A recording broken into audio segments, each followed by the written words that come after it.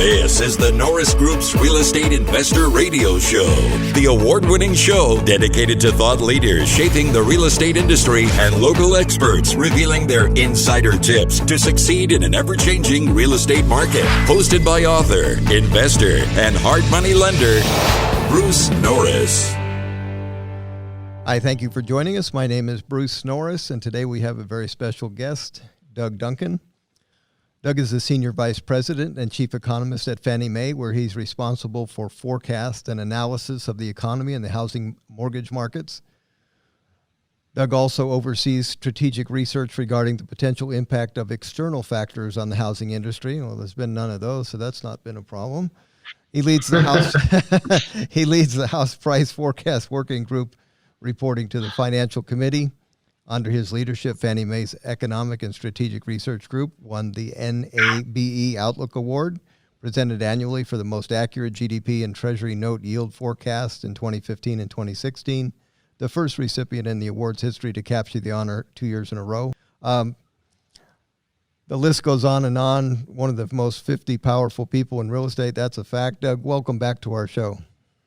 Hey, glad to join you. Always good to spend time with you. I guess one thing I'm going to ask up front, because it's been an interesting discussion for California, people that have renters in place, there's all kinds of talks about moratorium of rent paying. And so I wanted to first ask, what's been the impact of the coronavirus on delinquencies in Fannie Mae's, pool? And I'm just curious how that compares to, say, 2009 or 10 when it was really at its worst. Are you talking about in the rental space or No. the owner? In the owner-occupant, in the owner-occupant world, just the delinquencies in general. Well, at this point, it really hasn't been much because of the presence of the forbearance program. And the entrance into the forbearance program is actually fairly straightforward. Roughly, all you have to do is contact your servicer and say that I'm suffering a financial hardship driven by the virus, and you can be accepted into a forbearance program. The question, and it can be up to a 12-month. It's renewable up to a 12-month time frame. So we probably won't know until any individual loan passes that 12-month time period whether or not it will ultimately go into delinquency and foreclosure. So, and there are a set of rules on how that's reported on credit reports and things like that. So it's TBD, frankly. What's interesting is there was initial run-up in forbearance requests, and then things leveled off, and there were actually some households that brought their loan current and got rid of the forbearance. Our assessment on that was that there were some households that simply acted, because it was simple, they acted on it as a sort of an insurance in the event that they suffered job loss or some serious income truncation. And when that didn't happen, they reversed out of it because, of course, it does ultimately need to be brought current, whether it's through some sort of a modification or simply the borrower pays back the amount they would have paid over that time period. So there are rules around all of that, but at this point, that's not driving delinquencies. Because they're not being counted the same way. What percentage of the loans that you have are in forbearance then? Maybe that was a better question. Off the top of my head, I'm not sure within the full market what that number is, but I'd be happy to get that back to you. No, it's lower than what I think some of the initial estimates were wildly high, 15-20%. It depended on the source that you looked at. But it's not nearly that. I think at this point, yeah, it's like actually the MBA. I think the MBA puts out some numbers for the full market. as opposed to just the GSEs. Last I but it's heard, less than what was anticipated. Yeah, I think it was 8 or 9 last time I saw it. But anyway, okay. Yeah. Here's an interesting question. In 2020, have we met the technical definition of being in a recession? We have the National Bureau of Economic Research, which is the governing body which determines the start and end of recessions, pronounced that February was the starting month of a recession. Okay. So they have not pronounced an end to it yet, but we are technically in a recession. Okay. What are the key numbers that let you know you're in a depression? Well, the humorous thing that people used to say was, if your neighbor loses their job, it's a recession. If you lose your job, it's a depression. But a more serious answer is, if you were looking simply at unemployment, there have been 42 or 43 million claims filed for unemployment insurance, which is the far and away the greatest number ever. Of course, the population is much larger than the early 1900s, so you'd have to adjust as a share of the population. But the initial impulse of job loss was very much like the Great Depression. What's interesting is the rebound has been fairly quick, but we're still under official statistics at 11%, a little over 11% unemployment, which is a very serious level. It's not at the deepest level that the Great Depression in the 1930s was, but the initial impulse of it was there. The 42 or 43 million filings for unemployment insurance is more than all that occurred during the Great Recession recently. And just to give you a little sense of magnitude, prior to the virus issue, the largest weekly issuance of claims was something short of 700,000. Right. And in 1 week in March, there were 6.9 million that were filed, just to give you a sense of the magnitude, a factor of almost 10 greater than the previous all-time record, which is just incredible. Now, some of those unemployment insurance claims, you can't equate that to 42 or 43 million jobs lost, because the states, in many instances, were not prepared to process all those claims. They had never seen anything like that in terms of magnitude. So there's good evidence that some people filed multiple claims because they couldn't get through the system. There were some people that filed claims inappropriately and had to refile. There were people who were not eligible under the rules that filed. So there's a number of reasons that number doesn't equate one-to-one to a job loss, but just the magnitude of it gives you a sense of the employment shock that hit the economy. Is what kind of separating this experience from any other economic downturn the speed in which it was delivered? Unquestionably. Okay. It's there's never, even in the Great Depression, there was a gradual decline to very high levels of unemployment, but this was a sudden shock. There is, in fact, that all the charts that you can use to chart the actual data look incredibly strange, because both the magnitude and the suddenness of it, there are no previous examples of. For example, one of the ones I use to give a sense of it is that data I was just describing on the unemployment insurance claims. If you take the whole history of it, in order to get the scale to include the shock now, all previous weeks look just like a straight line horizontally, and then you see this straight vertical line. Uh-huh. And those are the actual data. It's just shocking. Yeah, I think I put that in a text to somebody, and I said, that's the scariest chart I've ever seen. Yeah. It's kind of funny when you're talking about charts and say you're in uncharted territory. That's no joke. Well, it's charted in a way people wouldn't believe. No. It's amazing. So we've had coronavirus round number 1, and we've got some really aggressive government response, aggressive Fed response. What, in your opinion, did they get right, and anything they did that you're concerned about?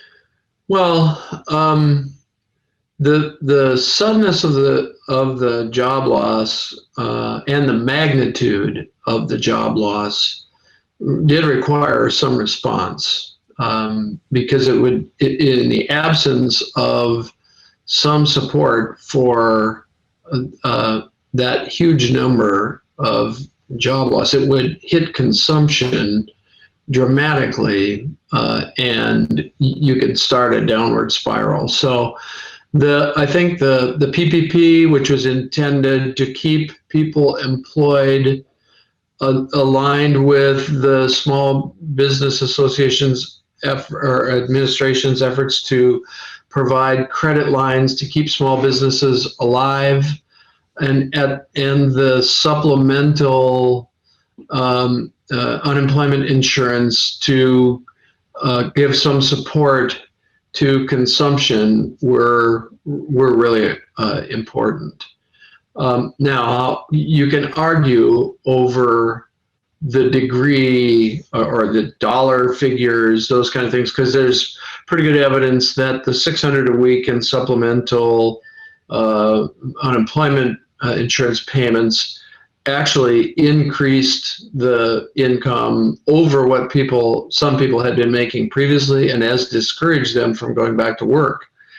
That is not a positive thing. There's all kinds of evidence that that in public assistance, the best position for public assistance is at a level that does not discourage the working poor, because there is dignity in work, and the health of households is greater in that environment than in being completely on public assistance. So to the extent that it crossed the line in that place, that's probably, if there is another round, a place that will be some recalibration. There'll be a bunch of noise about whether all the companies that got access to funding deserved access to that. This is one of the things that happens when you have a blanket national policy. There's all kinds of regional differences in things, and there will always be stories about those regional differences and inequities and things like that. That's age-old kinds of things. The Fed entered to make sure there wasn't serious instability, dislocations that moved in the direction that we saw in the 2007 to 2009 time period. Mm-hmm. Making sure that the payment systems remains functional is very important. The magnitude of the different types of involvement is going to get some scrutiny. The bond buying activities by the Fed, that is buying corporate bonds, it will be seen by some parties as picking winners over losers. Mm-hmm. That's going to get some scrutiny. The question of how do you actually unwind this expansion, given that in the past attempts to reduce the Fed's portfolio after the 2007 to 2009 time period caused some illiquidity issues. And then the general issue of how risk gets priced, where there are interventions in market functions that distort risk-return relationships, is, I think, also something that's going to get discussed over time. And you could characterize it as though the Fed has added to their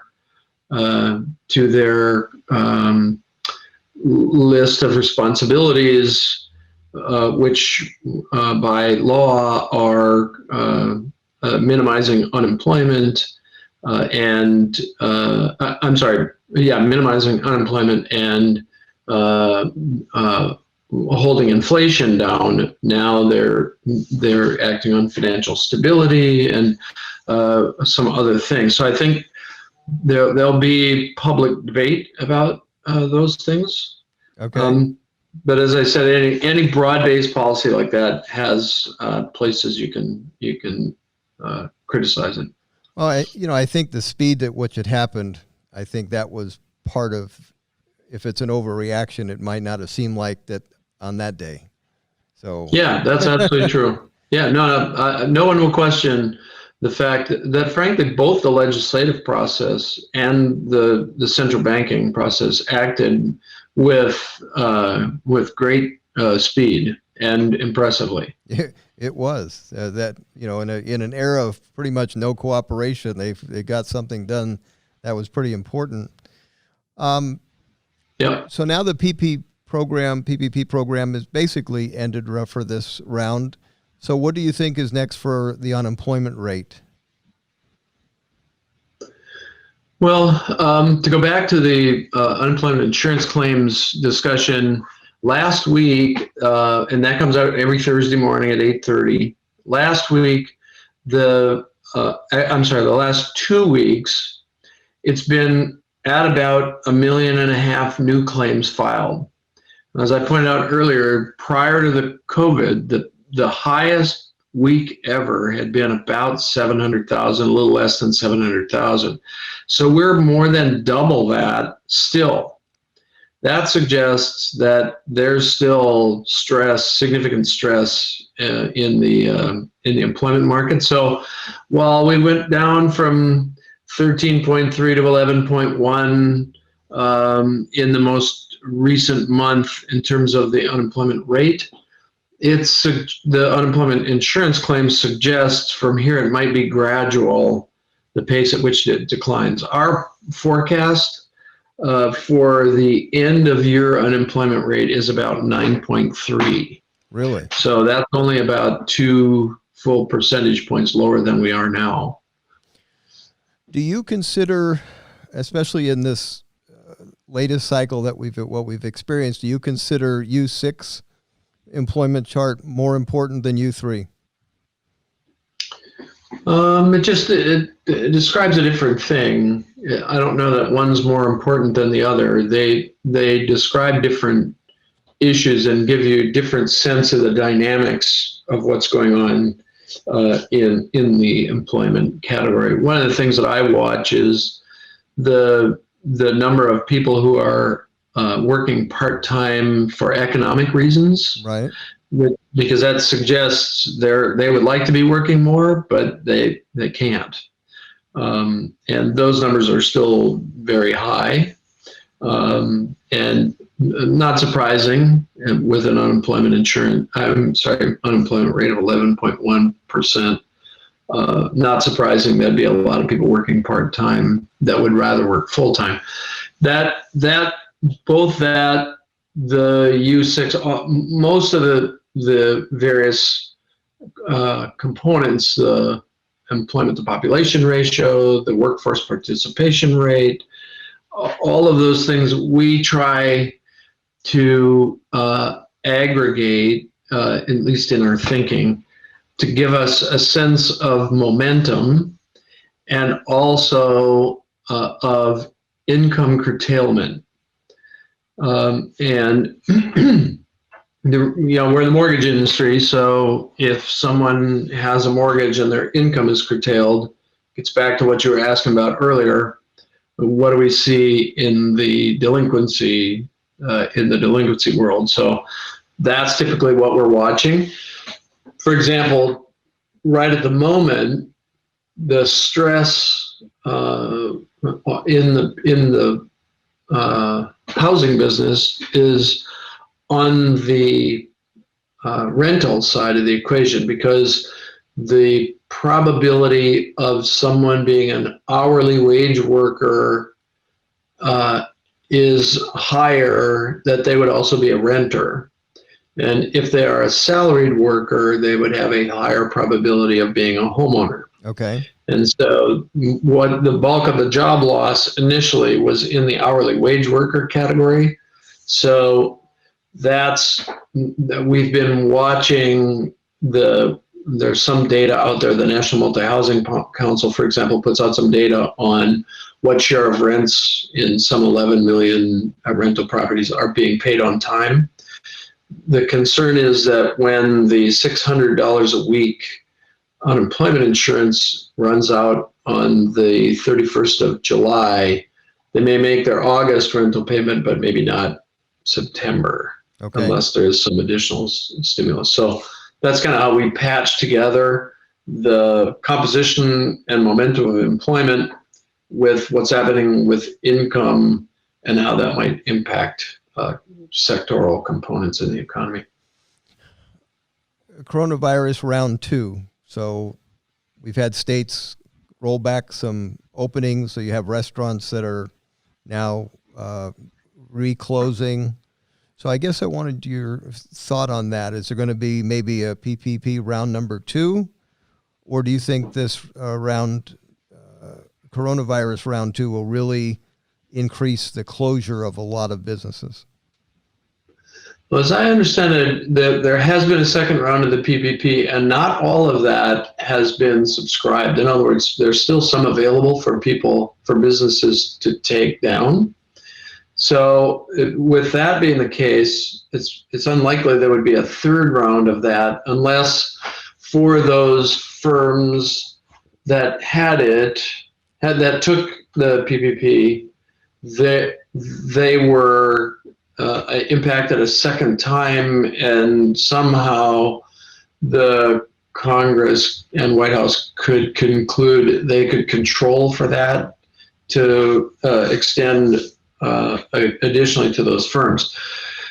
The way I'm thinking about the virus is that some people are calling it a resurgence. I would not call it a resurgence. I would call it a geographic shift, because more of it has been simply that the virus moved to the south and west from the northeast and the northwest to areas where there had not been a pickup, and now there's been a pickup. In some instances, it is true that easing has generated a resurgence. So it's actually a mix of the two, but the bigger thrust, to my way of thinking, has been the geographic shift.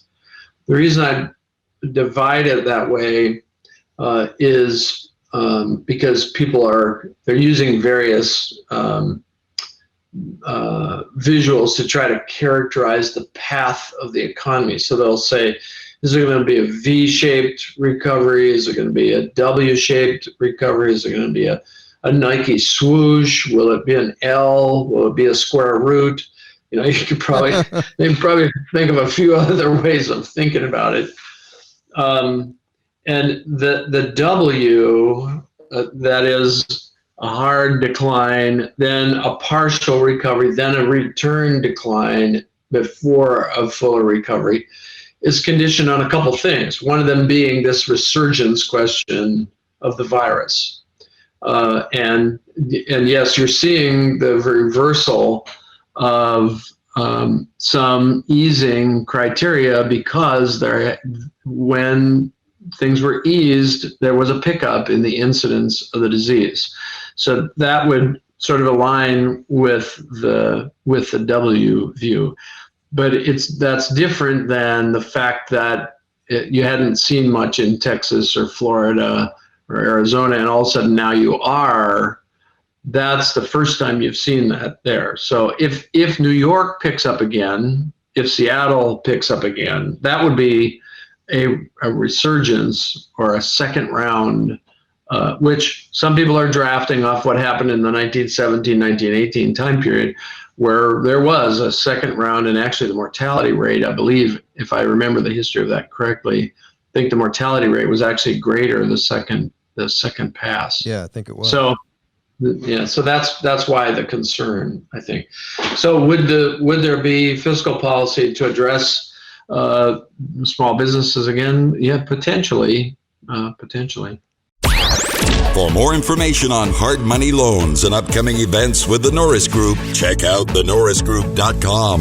For information on passive investing with trust deeds, visit tngtrustdeeds.com.